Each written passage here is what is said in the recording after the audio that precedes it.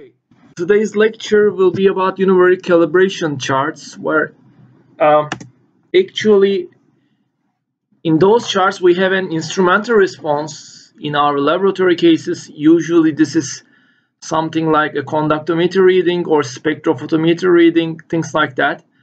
Generally, they are called instrumental responses, and we have also the analyte concentration, which I think explains itself. Usually, is the concentration of a certain material which we are interested in. We would like to find a relation between those two, and the reason why we would like to find a relation between those two is later we are going to use the instrumental response of a test sample to predict the concentration in that sample.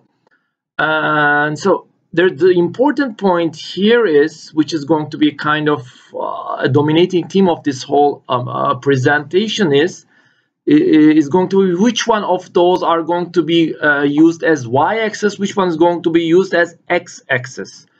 And the usual assumption in the regression analysis leads to, well, actually assuming that the concentration values are measured with small or no uncertainty, and all the uncertainty or most of the uncertainty is with respect to the instrumental response, we have this model, regression model. And actually the very important point here is usually this is the formulation that chemists or people into who are into this calibration chart business, whatever they are called, the formulation they use is the analyte concentration is the x-axis, the instrumental response is the y-axis. But please note that the important assumption here is the concentration value is measured with almost no error. So remember, in your experiments you prepare the concentration using that let's say solid material. Then you add some water to that solid, you weigh it, you add some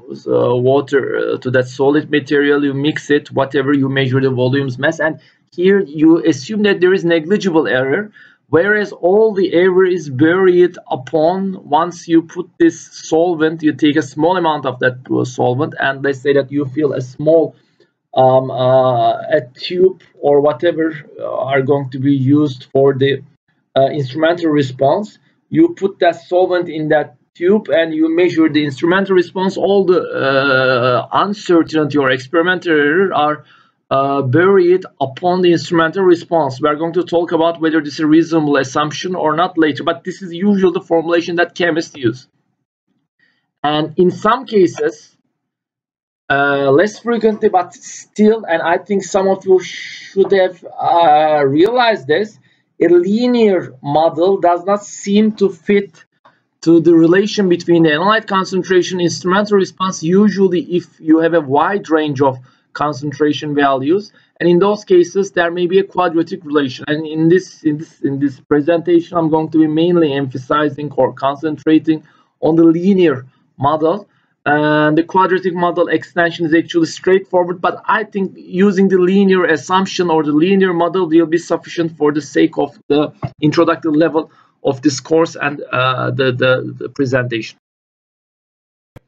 So how do we use those calibration charts? I think I've already explained that you intuitively know how to use this. Once we construct a relation between concentration and instrumental response, and as you can see, we have the concentration here and instrumental response here. Here actually there are repetitions I'm going to talk about. At each concentration value, for instance, there are 2 repetitions for this hypothetical experiment here we have conducted, and we draw a backsplitting line using least squares. So, and we obtain the resulting representation. Here y represents the instrumental response, x represents the concentration. From now on, this is always going to be the case. Even though I'm going to show that these 2 axes may be changed, which means instrumental response may be put here, concentration may be put here, still instrumental response will be called y, even though it's here. Okay, maybe a little bit of unnecessary detail. Anyway, so in the future we are going to be given, or we are going to obtain a new instrumental reading, and I'm going to show this new reading with test, subscript in test.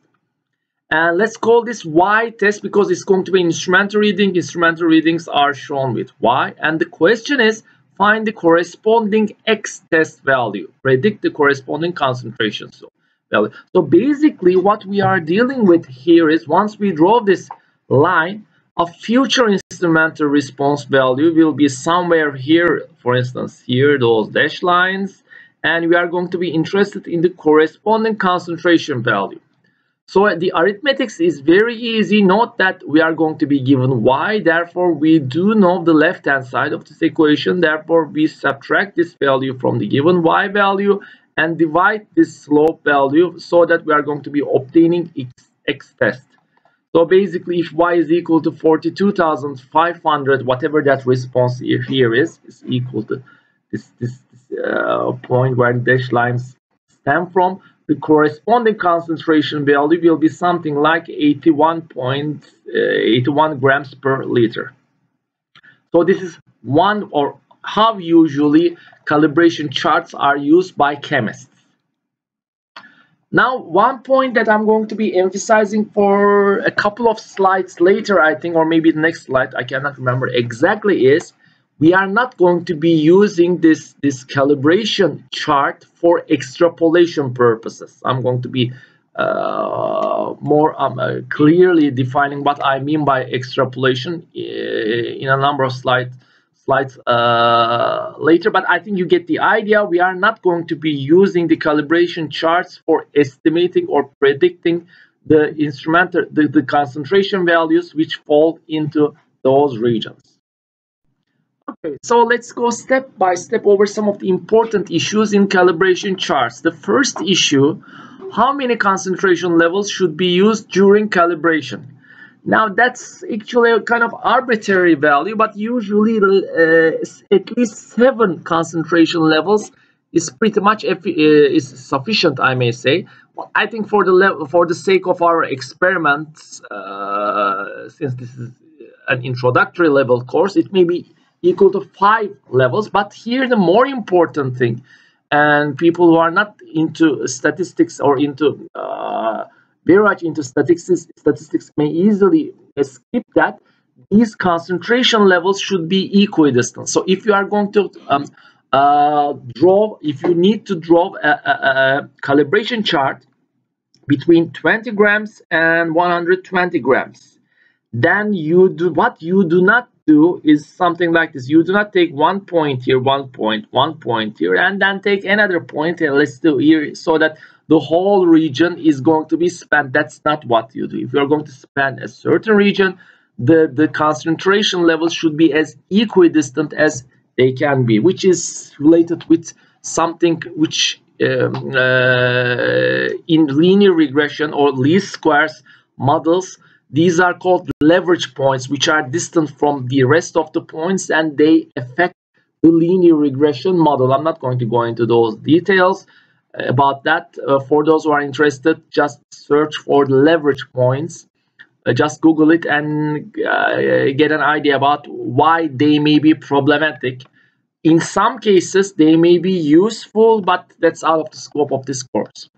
So basically, a typical instrumental response or calibration chart is going to look like this: concentration or here in x-axis, with equidistant points between a certain range we are interested in and the corresponding instrumental response.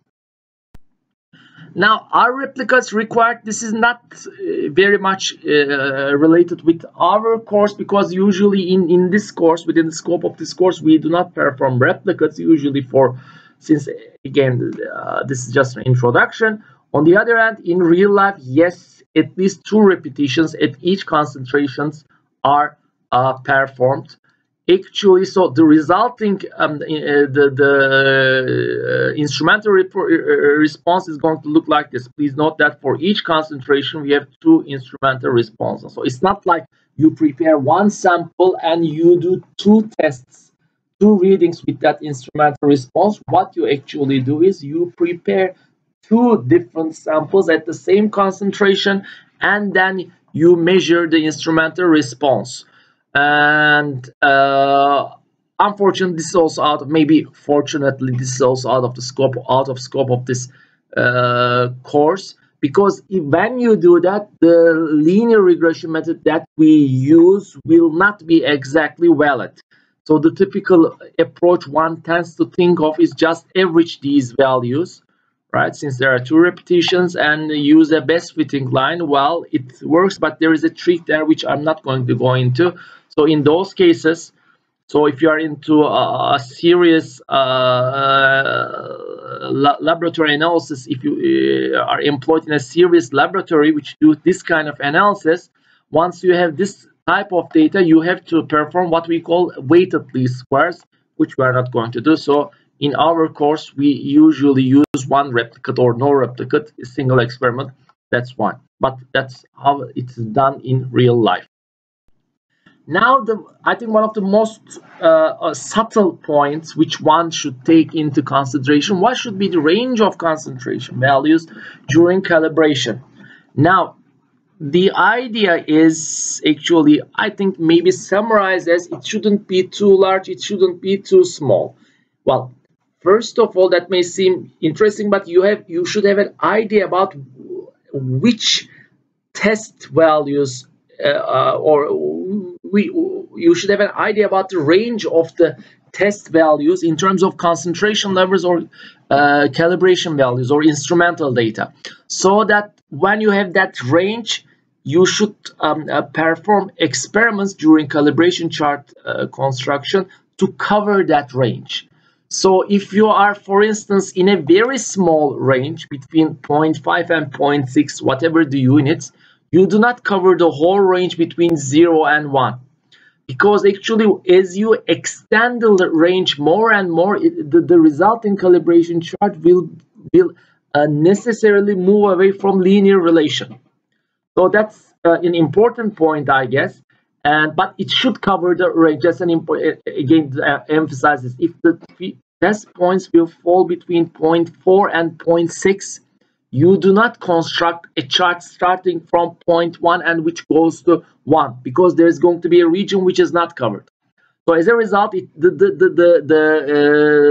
concentration values in your calibration might be narrow if the test values are going to come from that range. However, still it should be a reasonable range. So what does it mean? Actually, these are not some general like the politicians' way of explaining things. These are really statistical, well-defined statistical concept. That reasonable term there actually means that the range should be much wider than the uncertainty in your data. So that's why you can summarize that the calibration values shouldn't be too small, it shouldn't be too large, it should be such that it covers all of the future samples, maybe slightly larger than that, but not too much larger. For instance, if these dashed lines are future test readings, instrumental responses, well, this is very fine because one value is something like 3.5 or whatever, another value is 5.2, whatever, and this range between something like 1.5 to something like 6 very well covers this range. So this is a very valid sample. Now this value, let's say that these are the values that we have used to construct the chart, and we have that sample here as a test point, instrumental response. It's slightly above this value, yet still this is applicable, kind of, I may say. That's why I call it meh or whatever. And so there's still an extrapolation here. So if there is a line like this line is going to extrapolate here, and it's going to be something like 125, 130. That seems still okay, not too much, but not too bad. Now which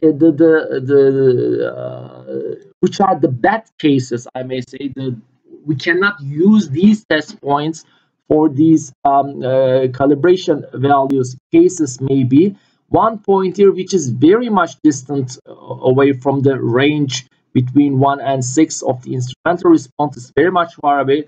Now we got no guarantee that this line will move up to this point and the corresponding concentration value is something like 108. We don't know that, so you cannot use to estimate or to predict the concentration value of that instrumental response value here using this calibration chart. So if you are going to get such a test point, then you should do your calibration here.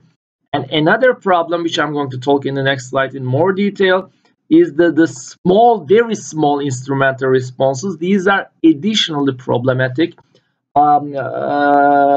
because we don't expect the same trend here. So even if the outlierness or the extrapolation here and here are close to each other, this is much more applicable or acceptable compared to this spot. So if you have an instrumental response which is much close to zero compared to your calibration chart, you cannot use this calibration chart to estimate this value, and this may be a case for some of our experiments. Unfortunately, be careful with that.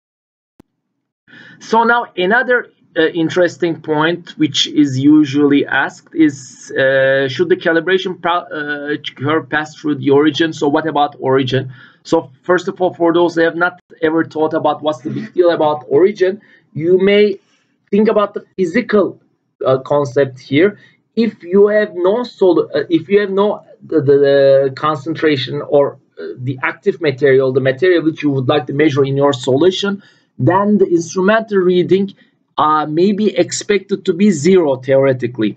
Therefore, you kind of expect that your calibration chart should pass through 0 point. That's what origin is.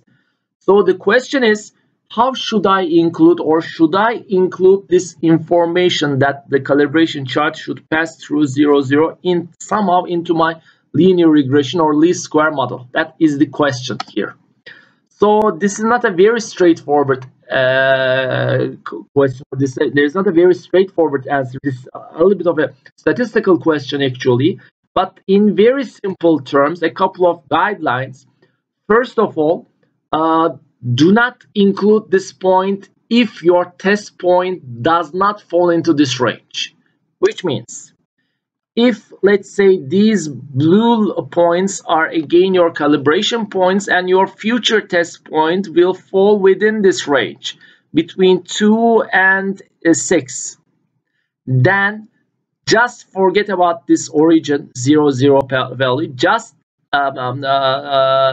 find or determine this best fitting line using the intercept, the typical beta 0 plus beta 1 times x intercept model, and use this model to estimate the concentration.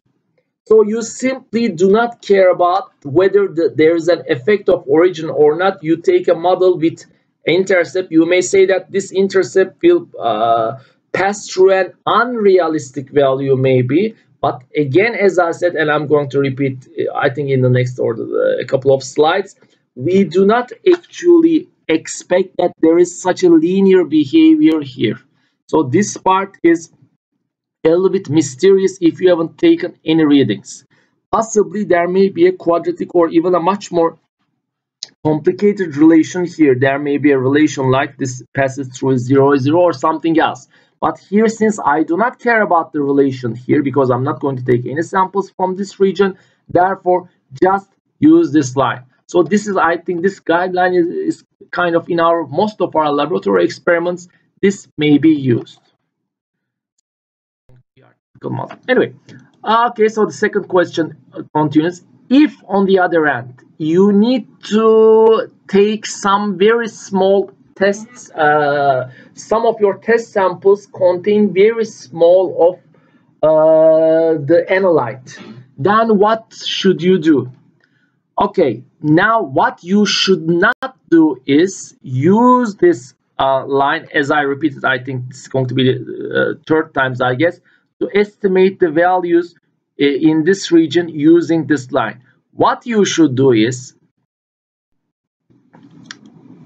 for instance, if these are all of the points in your calibration chart and you expect that your future instrumental reading will be smaller this one, somewhere here. So actually what I did is actually I taken these values and I have pasted here. I think there are 5 of those, 2, 5, but I think I've also taken this one. So no big deal. Actually note that I have also changed this axis. So 20 here is 20. So actually what you should do is, or one way to deal with this, is either do a couple of experiments here or perform a blank solution experiment. And a blank solution experiment is just fill the tube or whatever device that you use with only water. I mean, when I say water, there's going to be a certain solid material, let's say, or liquid material. You put it into water and you adjust the concentration. So whatever that solvent that you use, most of cases is water, just put pure water or distilled water or whatever the type of water you are normally using for preparing other solutions, and you measure the corresponding value. Note that this doesn't need to be exactly equal to 0. It's no problem. Once you measure this point, use this data and the values close to that 0 and the corresponding instrumental reading value. Not all of them, because if you include all of them, this is not usually going to be a linear region. It's going to be a quadratic calibration chart. It's going to be more difficult. So if you think that your future test values will be between 0 instrumental response and something like 4 or 3, then use these values plus a 0 and the corresponding instrumental response value to fit a line. Again, use I'm sorry, let's forget about this previous this fourth option I haven't talked about yet. Okay, and so just fit a line here. Do not force the equation to pass through this region. So still there is going to be an intercept, a non-zero intercept here, and that is in accordance with what you have measured. Your blank solution usually does not give a 0 instrumental response. There may be a bias in your equipment, there may be other things, there may be impurities in water or in the solvent that you use, or the equipment that you use doesn't necessarily always just concentrate in the solute that you use. There may be other materials which are read during the response. Anyway, so again, use a typical linear regression model with the intercept. This fourth one is the only additional statistical one. In only one case, you may use a no intercept model, but I'm not going to go into that. Just again, for the spirit of this course, just skip over that.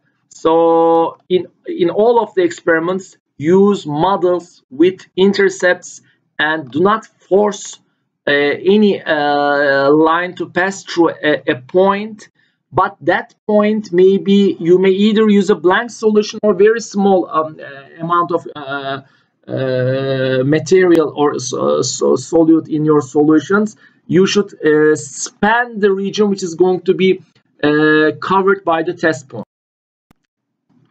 Now comes, I think, the last topic before uncertainty. Should the calibration be curve y versus or x versus y? What do I mean by that? Up to this point, I have talked about the typical representation in chemistry, which is instrumental response versus concentration. And this is called classical regression in chemistry. So instrumental response, what we call y, is on the y-axis, and concentration is going to be, x is going to be on x-axis. Here there is actually, unfortunately, a slight abuse of notation. I have realized this I think yesterday. While here y, I repeat, and I think I said it at the beginning of the presentation, y here represent instrumental response, but there is also the y-axis. Please, let's not be confused by this. These two are separate things, let's say. Now, in what we call inverse regression, we take the instrumental response, which we call y. However, we put that y instrumental response on x-axis. Therefore, here concentration, which we always call x, will be on y-axis, whereas instrumental response y will be on x-axis. One way to bypass this confusion, maybe instead of saying x-axis and y-axis, maybe saying by y-axis is ordinate x-axis is, what do they call it? Actually, I forgot about it. And since this is kind of live, well, it's not live, but it's one take, I'm not going to go back and make it correct. Just I think you get the idea. Okay, and I said this is a presentation yesterday. Well, actually, this very simple seeming question doesn't have still a very clear answer. Depending on different cases, both methods seem to have advantages, although this seems during model construction, this is more statistical, I may say. However, this is very much unstatistical, this method, when it comes to prediction phase. Because you have y and you would like to estimate x, and actually when it comes to estimating uncertainty in x, it is pretty much away from the typical statistical exercise.